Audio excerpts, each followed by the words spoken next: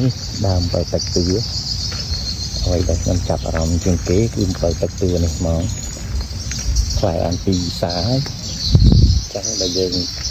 គិតថាចង់រកលុយជាមួយបើទឹកនេះក៏ដូចជាមានផលល្អដែរក្នុង1គីឡូអាច10000ដល់10000ជាង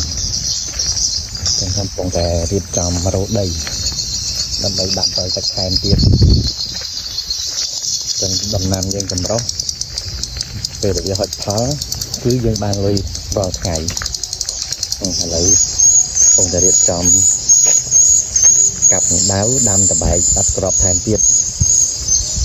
យើងអត់ខ្វះទឹកប្រើទេស្រះយើងដល់12ស្រះធំនៅខាងក្រោយហើយនឹងស្រះតូចនៅគៀននេះ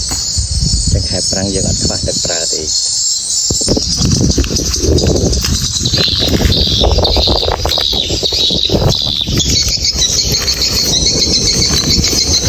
ដាំព្រៃបន្ថែម20ដើមទៀត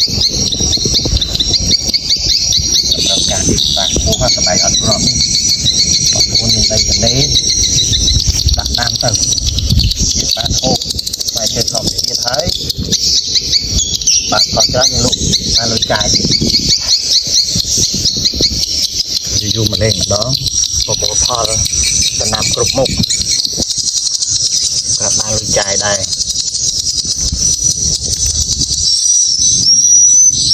កាត់បន្ថយកោបចប់ហើយយើងបានហាត់ប្រាទៀតយើងនៅទីខេត្តឯនោះ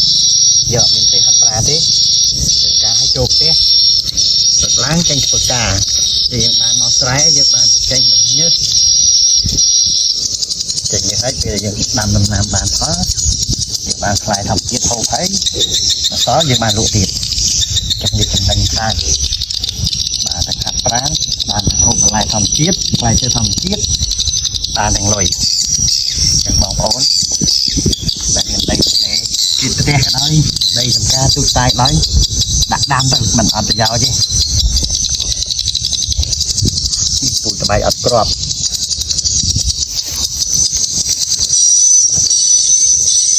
ហើយយើងបរិយា20ដើមទៀត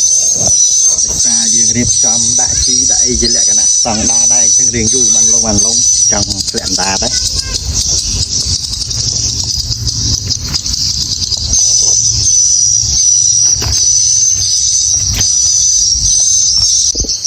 ទេសភាពនៅវាលស្រែស្រស់ស្រាយ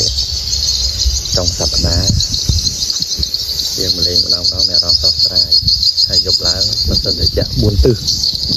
ល្ងា